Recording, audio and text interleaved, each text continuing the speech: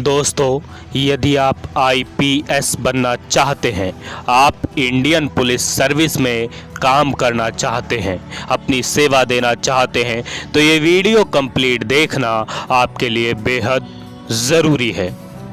क्योंकि आपको पता होना चाहिए कि लाखों बच्चे, लाखों स्टूडेंट फॉर्म भरते हैं, सिविल सर्विस की परीक्षा को देते हैं, क्योंकि सिविल सर्विस परीक्षा के माध्यम से ही आईपीएस बना जाता है। ये आपको पता होना चाहिए। यदि आपको नहीं पता इसके बारे में, तो इस वीडियो के लास्ट में आपको एक वीडियो मिलेगी आईपीएस के बारे में, उसमें कंप्लीट डिटेल आपको मिल जाएगी।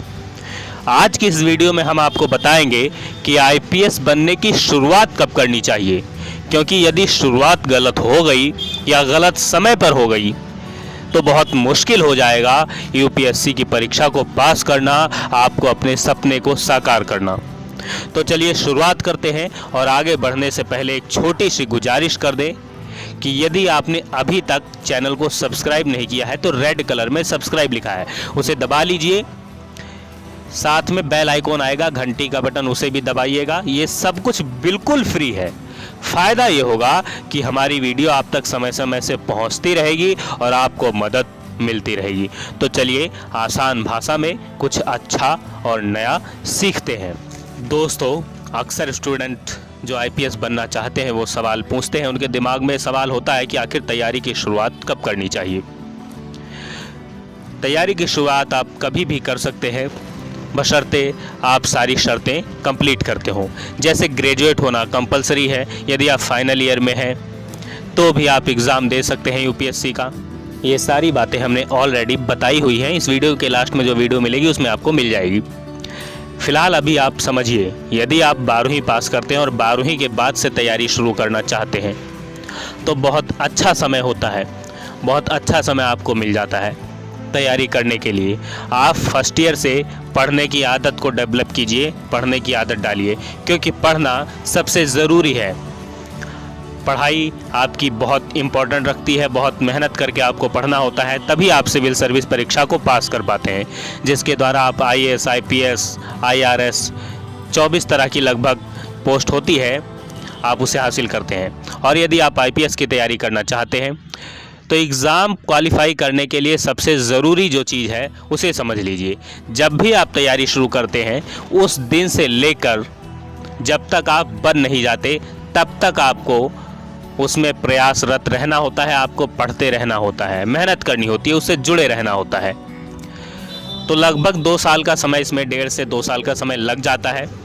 तो बस आप इतना समझ लीजिए कि यदि आप 12वीं के बाद तैयारी शुरू करना चाहते हैं तो आप कर सकते हैं। ग्रेजुएशन के फर्स्ट ईयर में हैं तब भी आप कर सकते हैं।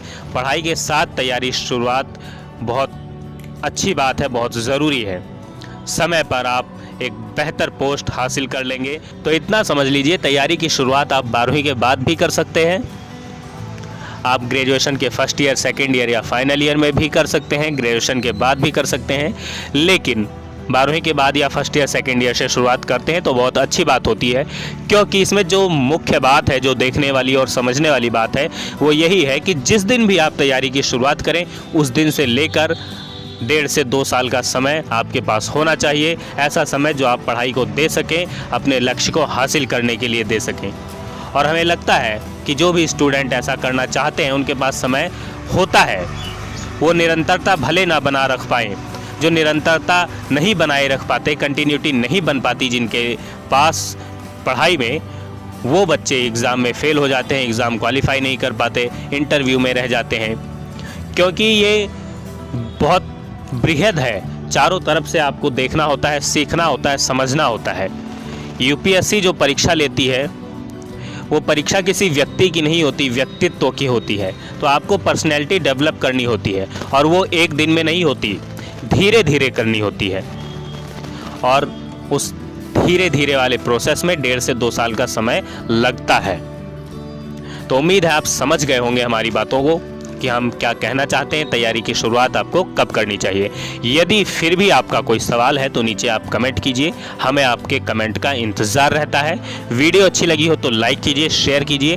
हंसते रहिए, मुस्कुराते रहिए और जुड़े रहिए आरजेएम स्कूल के साथ। धन्यवाद।